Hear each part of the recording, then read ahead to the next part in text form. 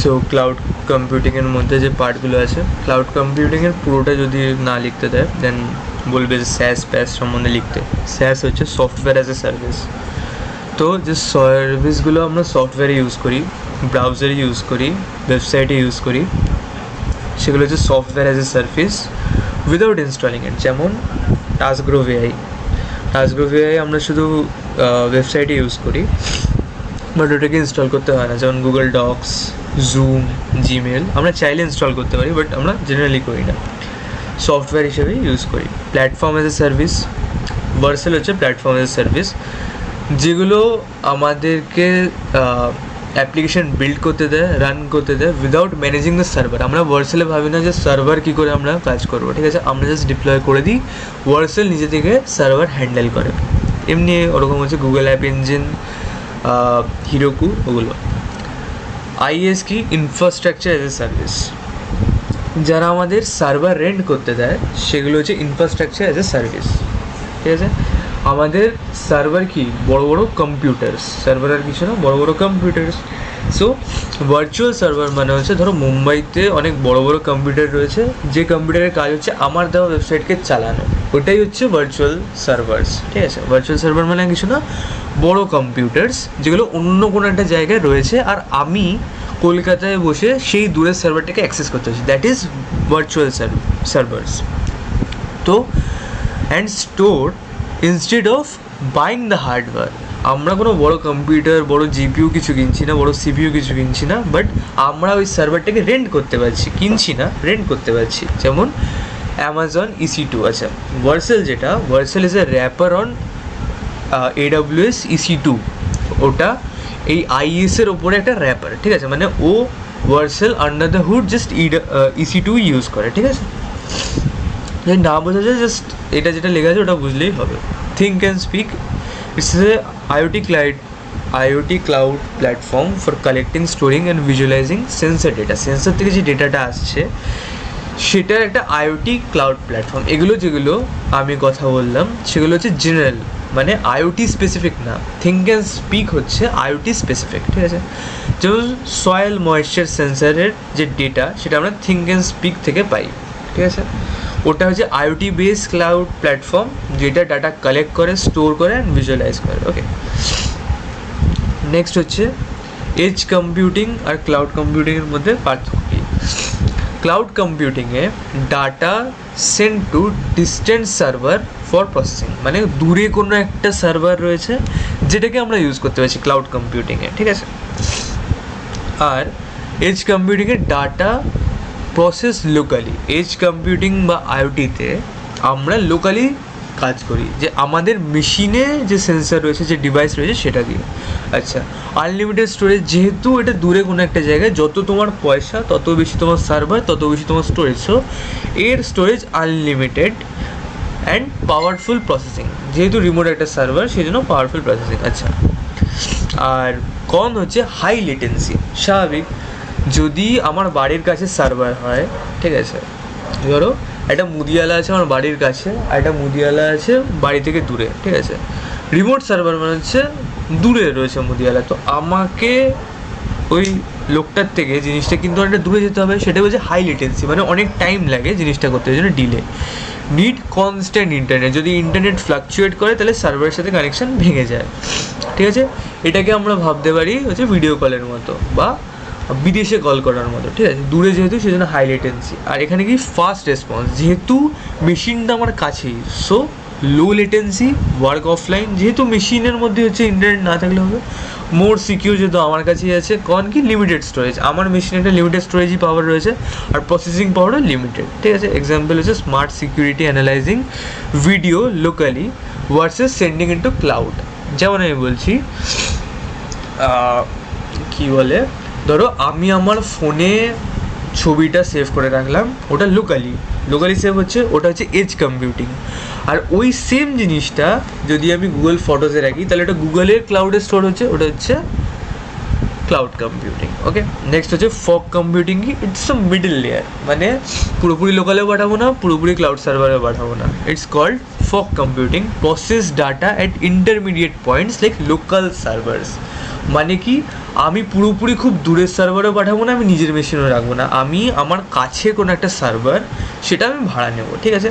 আমি একটা করতে পারি আমার নিজের মেশিনে করতে পারি, এক হচ্ছে মুম্বাইতে গিয়ে করতে পারি, বাট মুম্বাইতে দূরে, সেই জন্য লেটেন্সি বেশি হবে, মানে ডিলে হবে ডেটাটা আসতে, আর আমার মেশিনে একটা নির্দিষ্ট পাওয়ার রয়েছে, তো আমি কী করবো, কলকাতার সার্ভার ভাড়া করলাম, ফগ কম্পিউটিং মাঝে আমি কলকাতার সার্ভার ভাড়া করলাম, আর কিছু না। আইওটি কী কনসেপ্টস, ডিজিটাল টুইন, এটা আরবান অপসেও বানানো হয়েছিল। It's a virtual copy of physical system or device, যে আমরা পুরো সিটি ব্যাঙ্গালোরটাকে তার ডিজিটাল কপি হিসেবে ভাবছিলাম যে ও ডিজিটাল টুইন বানাবো, ঠিক আছে? তো it's a virtual copy of physical system or device, virtual model of factory system to predict the maintenance needs. আমরা ওখানে প্রেডিক্ট করছিলাম যে ট্রাফিক যদি বেড়ে যায় then how will we handle the city in urban ops. এখানে বলছে যে ভার্চুয়াল মোডে দেখবো যে ফ্যাক্টরিতে মেনটেন্যান্স কতটা দরকার বা কি। Context awareness, a device that adapt based on the surrounding and user behaviour, যেমন অ্যালেক্সা বা কিছু, যে ও কনটেক্সট হিসেবে চেঞ্জ হয়ে যায়। ইভেন চ্যাট জিপিটিও, যে আমার কনটেক্সট আলাদা, তোমার কনটেক্সট আলাদা, সবার কনটেক্সট আলাদা, সেই হিসাবে নিজেকে অ্যাডাপ্ট করে নেয়। যেমন phone automatically silent in meeting rooms, IoT দিয়ে করলে এটা হয়। আচ্ছা, আর IPv6 ইম্পর্টেন্স কি, it's provide billions of unique address to all AOT device. IPv4 এর প্রবলেম ছিল যে ও লিমিটেড অ্যাড্রেসে দিচ্ছিল, মনে রাখার সুবিধা হচ্ছে IPv4 মানে ও আগে এসছে, সো ওর প্রবলেম কি, নাম্বারটা যেহেতু কম, মনে রাখার জন্য বলছি নাম্বারটা যেহেতু কম, সো লিমিটেড অ্যাড্রেস। IPv6 মানে বেশি, সো ওর কাছে বেশি অ্যাড্রেস রয়েছে, জাস্ট ইজি টু রিমেম্বার, তাই বলছি। আইওটি সিকিউরিটি চ্যালেঞ্জেস কি, মেন প্রবলেম উইক পাসওয়ার্ড, যেহেতু এটা লোকাল সিস্টেমে থাকে সেই জন্য weak password, easy to hack. No encryption, data can be encrypted, মানে কি ডিক্রিপ্ট করা, মানে এনক্রিপশন থাকলে কি ওই জিনিসটা হ্যাশ হয়ে যায়, মানে কি এমনভাবে থাকে যে আমরা বুঝতে পারবো না, ঠিক আছে? যেমন হোয়াটসঅ্যাপে হয়, যে হোয়াটসঅ্যাপে কেউ আমাদের মেসেজ পড়তে পারে না জাস্ট বিকজ, বা আমাদের পাসওয়ার্ড পড়তে পারে না কারণ ওটা এনক্রিপ্ট হয়ে যায়, এখানে কোনো এনক্রিপশন থাকে না, লোকালে যেহেতু থাকছে। আচ্ছা, আউটডেটেড ফার্মওয়্যার, ঠিক আছে, সিকিউরিটি হোলস থাকে, সো যেটা আউটডেটেড খুব সিস্টেম, আইওটি পুরোনো একটা সিস্টেম, সেই জন্য। লার্জ অ্যাটাক সারফেস, যেহেতু অনেকগুলো ডিভাইস থাকে, একটা ডিভাইস খারাপ করে দিলে সব খতম। উপায় কি, যেগুলো নেই সেগুলো আনা। স্ট্রং এনক্রিপশন, নো এনক্রিপশনের opposite strong encryption. Scrambling data, scrambling data মানে ডেটাটাকে হ্যাশ করে দেওয়া, ঠিক আছে? হ্যাশ করে দেওয়া মানে কি, ধরো আমি লিখলাম পাসওয়ার্ড ABCD, ও চেঞ্জ করে দিল 11000011 এরকম, ঠিক আছে? তো হ্যাকার হ্যাক করতে পারবে না। রেগুলার ফার্মওয়্যার আপডেটস, যেহেতু বলছে আউটডেটেড ফার্মওয়্যার মানে হচ্ছে পুরোনো টেকনোলজি, রেগুলার ফার্মওয়্যার আপডেটস। আর মাল্টি ফ্যাক্টর অথেন্টিকেশন, ওই উইক পাসওয়ার্ডের অপোজিট হচ্ছে মাল্টি ফ্যাক্টর অথেন্টিকেশন, মানে OTP সিস্টেম এই সেই। আর সিকিউর বুট মেকানিজম। আচ্ছা, এখানে কি প্রবলেম হচ্ছে, যদি একটা ডিভাইস খারাপ হয়ে যায় আইওটিতে তাহলে বাকি ডিভাইসগুলো হয়ে যায়, বাট সিকিউরিটি বুট সিস্টেম মেকানিজমে কি একটা ডিভাইস যদি খারাপও হয়ে যায় বাকিগুলো চলতে থাকে, বলছি যাতে লেখা যায়। আচ্ছা, আর্ডিনো মোস্ট প্রবলেম আমি করবো না, আর এই পার্টটাও করবো না। ইম্পর্টেন্ট কোয়েশ্চেনটা বলে দিচ্ছি, ওটা আমি একটা আলাদা ভিডিও করছি কারণ আর্ডিনো বুঝতে টাইম লাগবে, ঠিক আছে? So Arduino we can skip, just important পার্টগুলোকে করে দিচ্ছি। Define IoT connects physical device to the internet so they can collect data. এবার আগেগুলো যেগুলো বললাম তার বেসিসে কোয়েশ্চেনগুলো।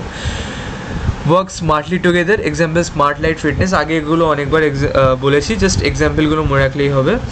যে ফিটনেস ট্র্যাকার, স্মার্ট ওয়াচ, ওগুলো বলা যেতে পারে। সেন্সার অ্যাকুলেটারের মধ্যে পার্থক্য কী, সেন্সার হচ্ছে কালেক্ট ডেটা, এগুলো হচ্ছে কান আর ইয়ারের মতো, আর অ্যাকুলেটার হচ্ছে পারফর্ম অ্যাকশন, ছোটো করে লেখা গেজাতে হবে, নাথিং এলস।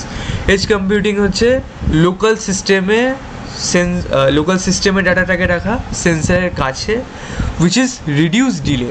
আচ্ছা, আগে যে আমি এজ কম্পিউটিং বলেছি সেটাকে এখানে লেখা হয়েছে, বা সেম জিনিসটা লিখে দিলে কোনো সমস্যা নেই, যে ডাটা লোকালি রাখি, ডিলে কম করে, লেটেন্সি কম করে, ইন্টারনেট কম করে, বাট কী কী প্রবলেম, কী কী প্রোস কনস ওটা লিখলেই সেম, কোনো অসুবিধা নেই।